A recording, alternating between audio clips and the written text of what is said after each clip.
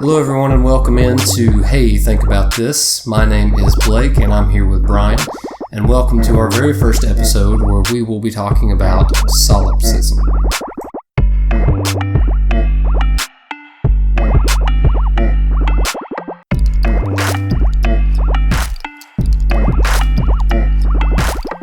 Okay everybody, so we are diving in for the first time. This has been pretty good build up getting to this point. We're a little bit behind schedule. We were supposed to start back in like the middle of May, I think. So, life and stuff and things have happened, but the final piece of the puzzle has been put in, and hopefully we have a good microphone where we won't sound like garbage. Brian. So, let's get into it. Solipsism. What is solipsism? Most people are probably coming into this episode hearing that word and not knowing what it is we're talking about. I find that hard to understand, but if you say so. That people don't know what solipsism is? Yeah. Well, indulge us. Well, it's just the idea that you exist alone. Completely separate from anything in the physical realm? Anything. All that exists is you as a doubt. You doubt. You think. Going back to Rene Descartes, yes. Yeah. I always butcher his last name. I can never say it. I never know what it is. If you actually look at the spelling, it's like Descartes. Yeah, so it's French or something. But yeah, that's something I actually learned when I was doing my research for this. See, I read Meditations on First Philosophy when I was like 12 or 13. And so that's where I first heard about solipsism. So for me, it's just been a thing I've always known. So Descartes, I didn't even know this, but when I was doing my research, his famous quote, "I think, therefore I am." Yeah. Everybody knows that quote, but I didn't know that's actually what it has to do with is solipsism. Yeah, because he pretends that there's a genie or something that's tricking him and nothing else really exists. And so he doubts the existence of everything his senses show him, and then everything that his mind shows him. And then he doubts even his own existence. And then he realizes that no matter what, there's always something left doing the doubting. Whatever that is, that's who he is, and that's all that you can prove to be real. And that's part of the argument is even if you can prove to yourself that solipsism isn't real and you can prove to yourself that other things beyond you and your own mind exist, even if you convince yourself of that, there's no way to take someone who believes solipsism and convince them otherwise. Because there's literally no way to prove to them that nothing exists beyond them. Right, it's an unfalsifiable something. Proposition. Rosie, can you check that for us? Rosie's our producer, by the way. She keeps us in check, kind of, sort of. When we make up words, she tends to, unmake them up. And then, there's Scruffy, which I guess we should do introductions of the whole staff. Rosie's our producer. She sits over there in the corner. Then we have Scruffy, the janitor. He doesn't really do anything necessarily. He has good magazines. He does. He leaves them around a lot of times, kind of, doing the exact opposite of what his job is. He comes in to clean and instead leaves his magazines. But, hey, we're happy to have him. So let's, I guess, talk about some of the... You got notes, it's not fair. I have notes. Look, You're a smart person, and I'm not, so I have notes. No. I'm the big dumb doofy doo. Me too. Some of the facts behind solipsism. One of the ways people explain it is just like a synonym kind of for solipsism is epistemology, which is the philosophy of knowledge, the study of knowing. That's something that in my research I found was directly related to solipsism. Because solipsism says you can't know anything. Right. For sure. Right. Can't know anything for sure. And going into that, things knowing for sure, Plato actually said there's the things that we know are the things that are, one, true, two, things that we believe, and three, things that we have justification for, whether it be rational or irrational. Plato says that's how we define what we know. Those are the three ways. Well, good for him. Right? I mean, Yeah. seems like a smart guy. Sometimes so it starts going on about his ideas. And kind of going along with that, he says things that we know are things that are true. There's actually, if you look up true and the definition of true and synonyms for true, proven is actually not a synonym for true. That's for real. I actually looked it up to make sure, which is kind of interesting in itself. I mean, you would think, in a dictionary or wiki or whatever, that for something to be true, somewhere in the definition of true. Truth is not facts. Truth is always capital T. Truth doesn't have to be based in facts. Alluding to believe and what we rationalize for justification. We just decide this is the way it is, and so then that's the way it is. That's right. Say it's true. And there's something called a prior, or it's actually pronounced a priori. A priori. A priori. See, he's the smart guy. And what that is things that we can know without needing proof by reasoning alone, such as the statement, all bachelors are unmarried. Do we really truly know that all bachelors are unmarried? Is that 100% absolute fact and truth? Yeah, but that's just wordplay. Right. That's rationalization. That's reasoning. That's justification. Well, this is special pleading. Let's make up a thing where, of course, bachelors can't be married, otherwise they wouldn't be bachelors. So it's just like its own little paradox, which those are just useless. Right. Which, it doesn't really matter because it's not real anyway. So your reasoning is just useless if it's only those kinds of paradoxes. I mean, that's a bad example. You know what else makes it a bad example? Bachelors aren't even real. None of this is real. Well, yeah.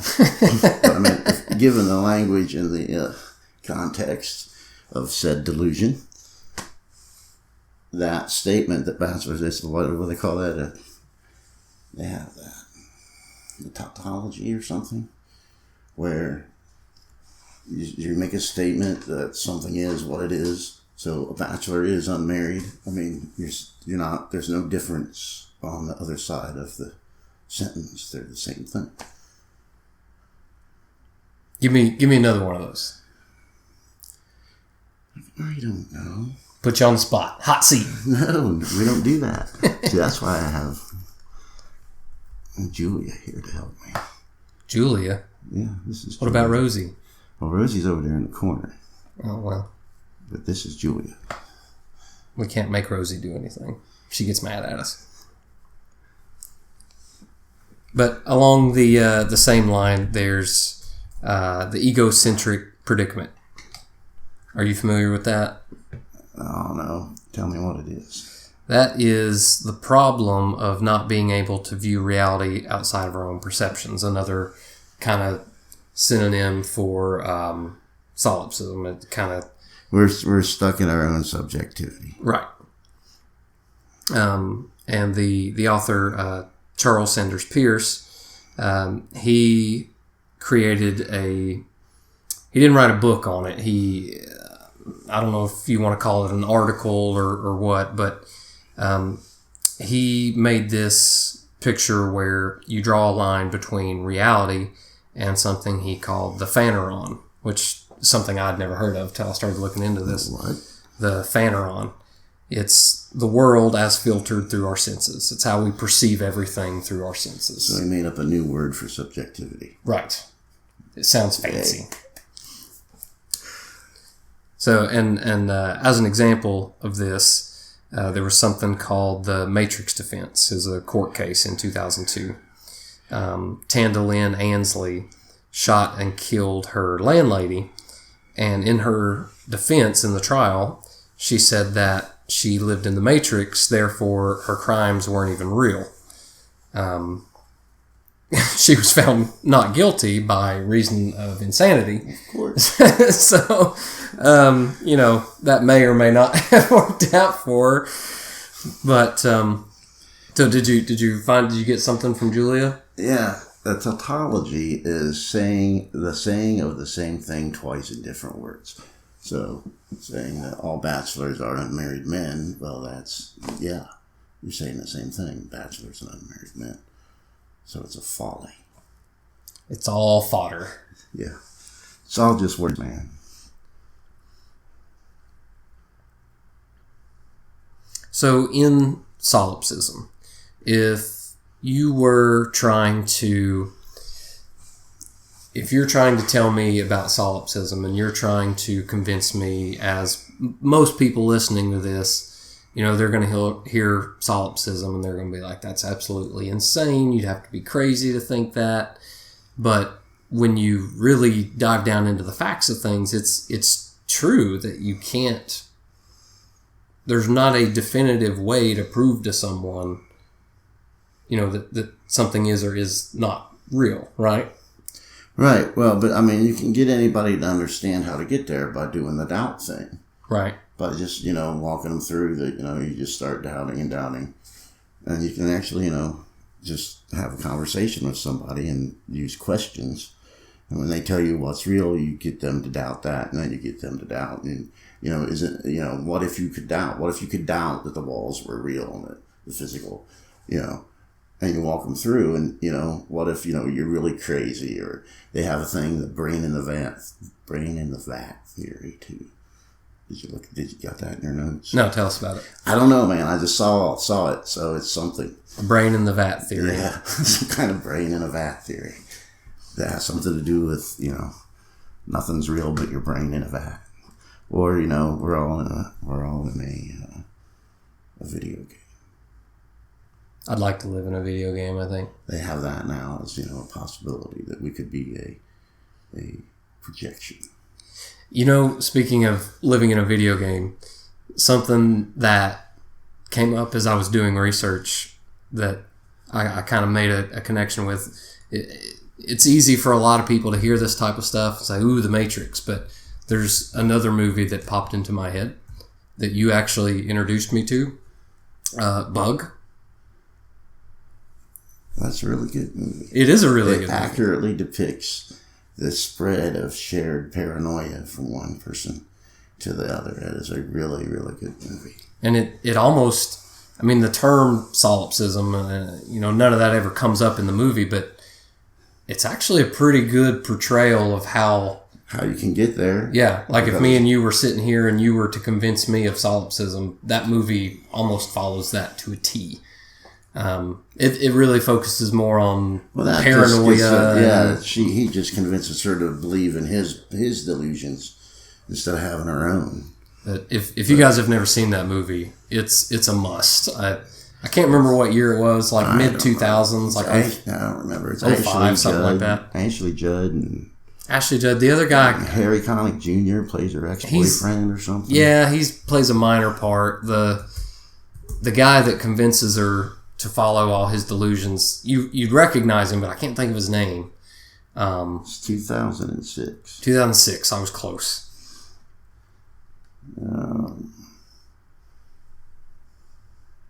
Michael Shannon. Michael Shannon. Is that who it is? So yeah, definitely check out the movie Bug. It's it was originated from a play, right? It was a play first. That's what I read about it. Yep, and play, and that weirds me out because that'd be a hell of a thing. I know to sit there and watch in person. But and if you knew it was a play beforehand, you could definitely see it play out in the movie because probably 95 or more % of the movie takes place in a little studio apartment. Yeah.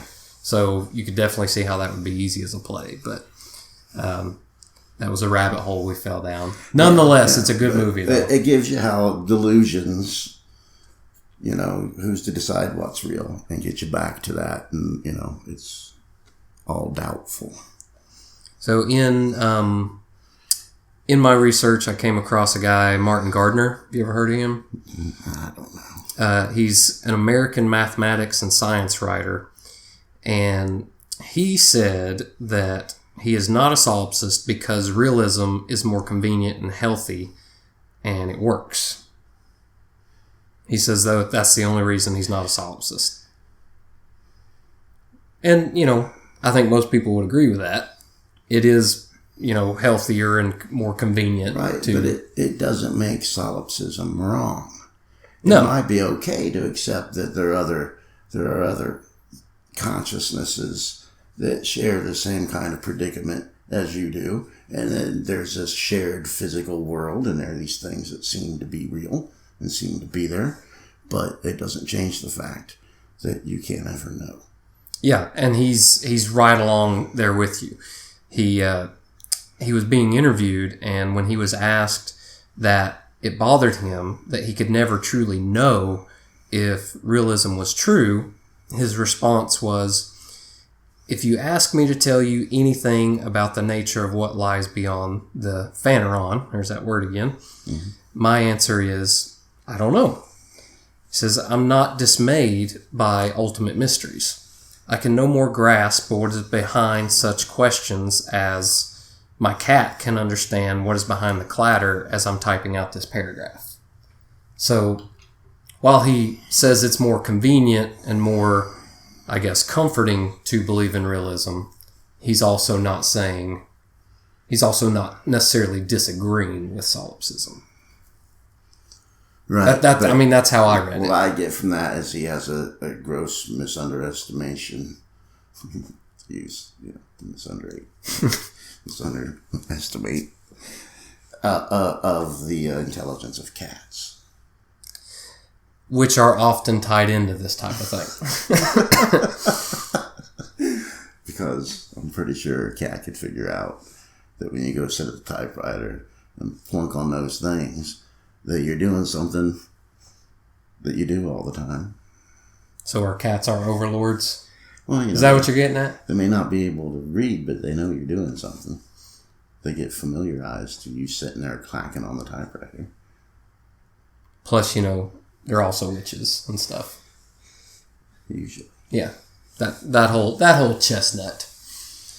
So that's why I had pet rats. See, keep the witches away. Oh. Actually, my devil's familiar. All right. Either way. So, in solipsism, let's say me and you are having a conversation, and you're trying to convince me that realism is not real, and I can't prove anything. Can you give me an example of an argument that could be made? Here's this brain and vat thing, by the way, but I ain't gonna read it now. No.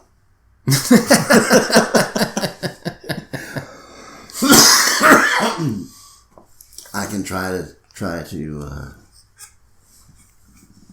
lead you that way, but I can't never know if you get it or not, because I can never know if you're even real. So here's a question. The point of me, trying to teach you about it is just apparently for my own amusement, because you may not exist. So here's a question tying into your own amusement, and I could be sitting here being a figment of your imagination. If that were the case, and you wanted me to believe solipsism, shouldn't you be able to make me? No, because I believe in my delusion to the very core of my being. And so my mind is not going to allow me to create a paradox. Which is kind of amazing in itself. Like, just that statement. You know, even if your mind... Just a bunch of words, man. No, but it is. I mean, the brain is such an amazing thing. And this is why I love psychology and philosophy. Like, the fact that your brain believes in solipsism and believes that nothing exists outside your own brain. And your brain... It's not your brain, it's yourself. It's this thing your being. This thing you made up to call yourself. But the fact that you made it up, yeah, and yet you're still giving yourself that subconscious boundary of, I don't really want to call it free will, but... Well, free will is a whole nother question. Yeah, that's a whole other... That's a whole other... That's another episode. But you know what I'm trying to say. Like, if I'm a figment of your imagination... Technically, you should be able to make me think and do. I believe in my delusion hard enough. But just that statement alone. If I believe in my delusion hard enough, then I can't make you do things that my delusion wouldn't accept. If it would break my delusion and that's something I don't want to do, or I can't do, that's, against the rules of the universe or something. You know what that just made me think of? Not to turn this into a movie reference podcast, but... That statement... Think about it, all of our lives are just movie references. Well, mine is. I mean, 75% of what I say is a movie or a TV quote. So, I mean, I think I just proved myself to be, not real. So, that's okay. I'm happy with my movie quote vocabulary. But that statement you just made about your delusions and that universe that it creates and the rules and the boundaries, that just made me think of the movie Shutter Island. Yeah, that's a really good movie too. Because the whole movie, he's in this delusion that his mind forced him to create to keep himself... From dealing with something he didn't want to deal with. Right. And that to him was a paradox. And that could happen to him. Because how could that be real? Right. That can't be real. So yeah, same kind of thing. And by creating that own delusion, it created a universe with its own rules and things that have to work a certain way, whether he wanted them to or not. So, I mean, it's really kind of fascinating. Yeah. I mean... Yeah.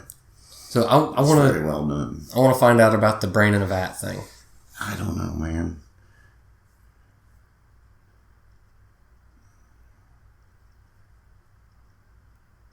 It's an updated version of Descartes' evil demon. The one you were talking about in the beginning that made it... from Meditations on First Philosophy or whatever that's called. So it's just saying that, it's a scenario used in a variety of thought experiments. It's an updated version of the evil demon. I'll have to look more into that. So it's just saying that, no, you're just a brain in a vat and a supercomputer or aliens or something is sending electricity pulses to your neurons and making you be... Your reality is created by them. So the Matrix kind of thing. So... It's just another way of saying that your reality is not real. It's being created in your mind. Everything exists in a brain that's in a vat. Well, I'm kind of disappointed by that. I mean, I guess it's self-explanatory, the brain in a vat theory, but I was expecting something a little better than that, to be honest. They got some more stuff on here, but I mean, that's the basis of what I said in the first paragraph. Okay. So, another thing I came across when I was doing some research was I found this guy on YouTube. His channel name is Vsauce. I'd never heard of him before, but he's got just tons and tons of videos, and they're all on things like brain power and illusions that your mind creates, and a lot of psychological type stuff. And he kind of does it in a short, I don't want to say dumbed down, but in a short, easy to explain way, like a Schoolhouse Rock with no music. but some examples he used were you can explain and talk about solipsism as the world is only the world as you perceive it through your senses. For example, the way you perceive blue might be different than the way I perceive blue.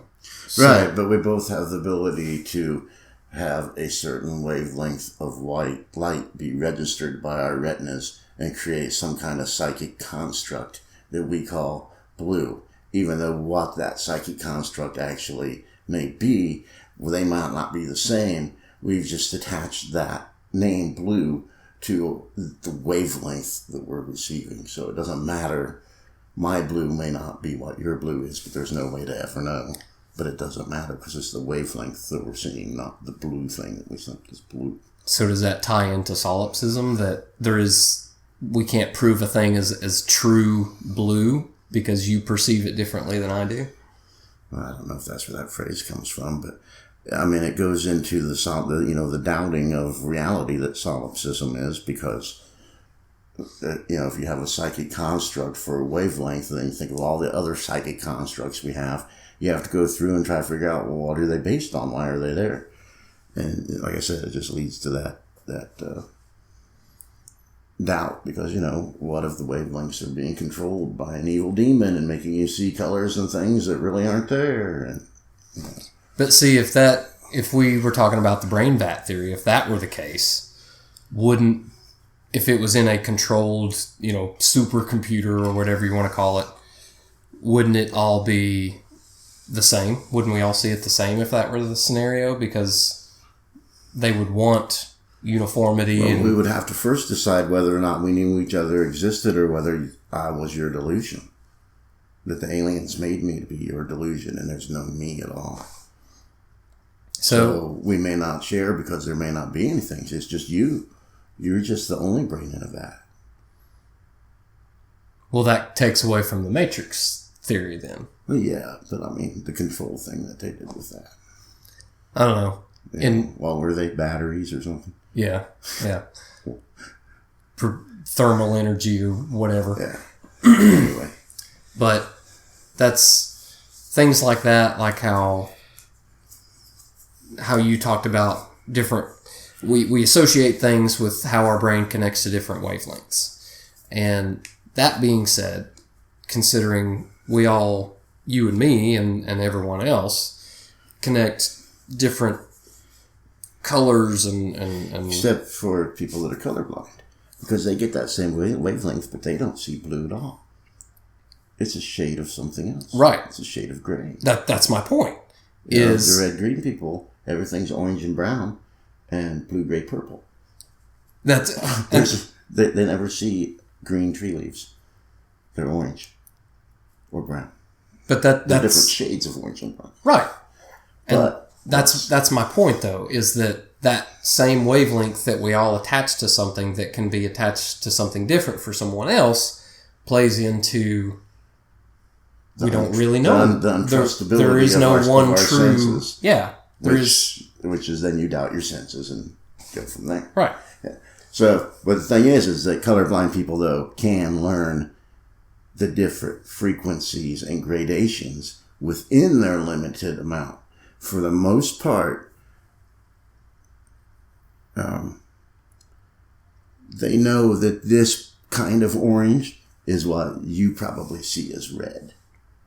So they can learn, depending on how bad their deficiency is, but they can learn to identify their different shades that they see and know that that's a different color for you.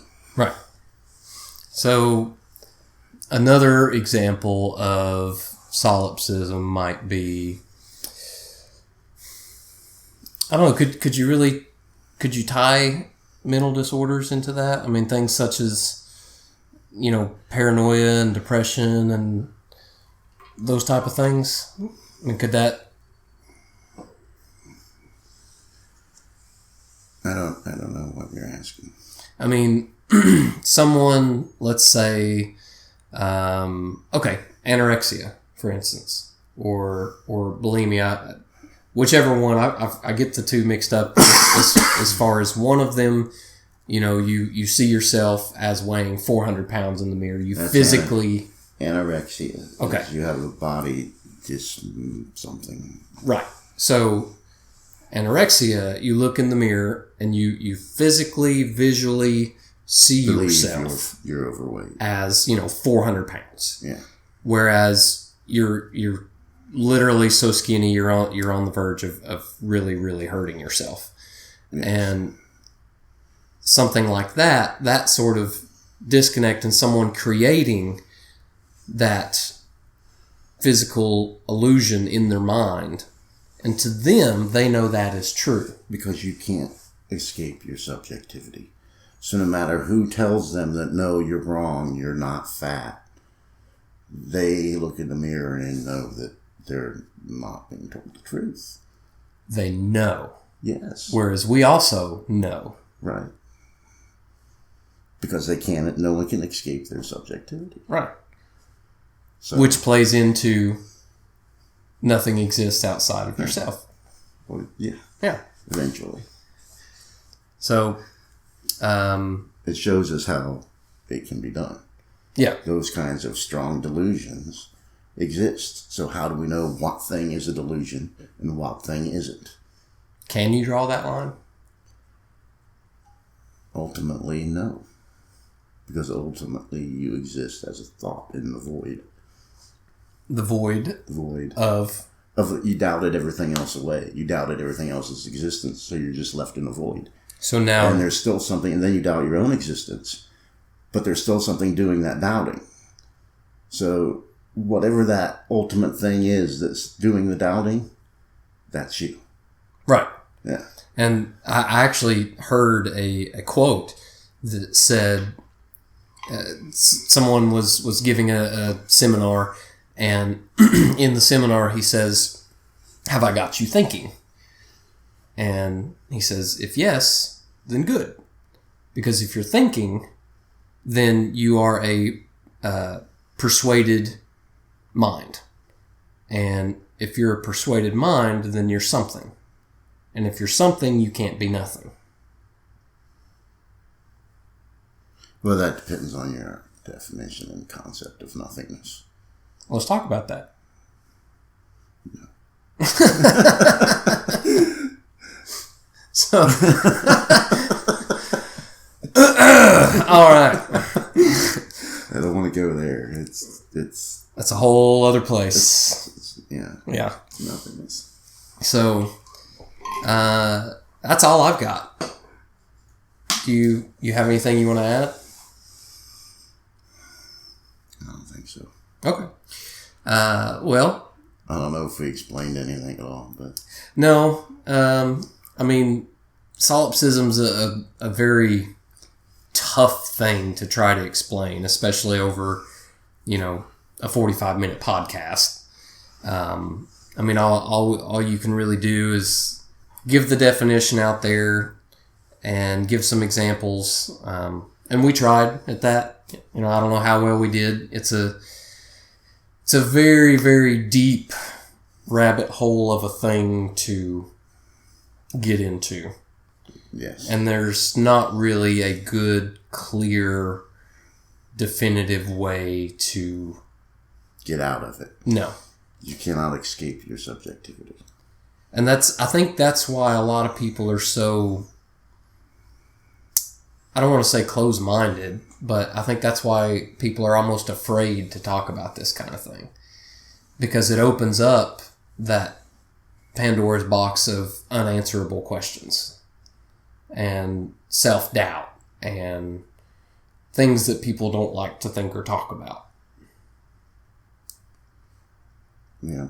I mean, that's how I look at it. But But those are the things they need to talk about. Yeah.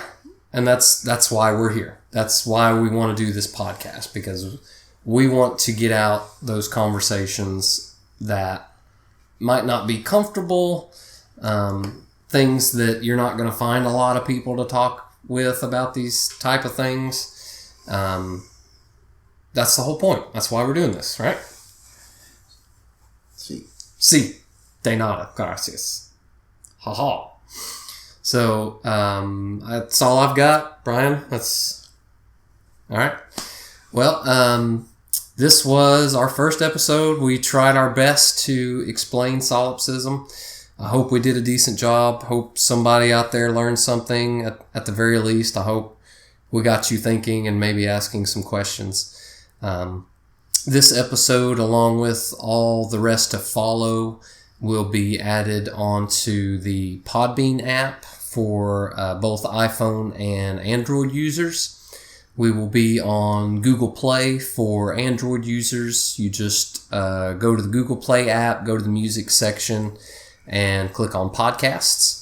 And you can just search for us there at Hey, Think About This. We will also be up on YouTube. Those are the three main platforms that we're going to be on. Moving forward, if things go well, we might expand that a little bit. You can contact us at heythinkaboutthispodcast@gmail.com. If you guys have any questions, if you have any recommendations for any upcoming topics, if you want to correct us on anything that we got wrong, because I'm sure there was something in there that we did. I made everything up that I said, so I don't. You have to go and check, because I just make stuff up. I'm going to be honest with you. I blacked out about 5 minutes in. But if I don't know the answer, just make one up. See? Yeah, and either way, we'll blame Rosie. Yeah. If it doesn't come out sounding like gold, she's a producer, so whatever. But anyways, we'd love to hear from you guys in any way, shape, or form. So thank you so much for listening. And we will be back next week with a topic on, in the same sort of kind of wheelhouse. We'll be talking about altruism. Is there such thing as true altruism? Quickly, Brian, is there? No. That's because, I agree. So, thank you guys so much, and we will see you guys next time. If you like this, please subscribe to us on any of these platforms to make sure that you don't miss anything coming up. And we'll post some updates. And thank you so much. Have a great night. Thank you for listening.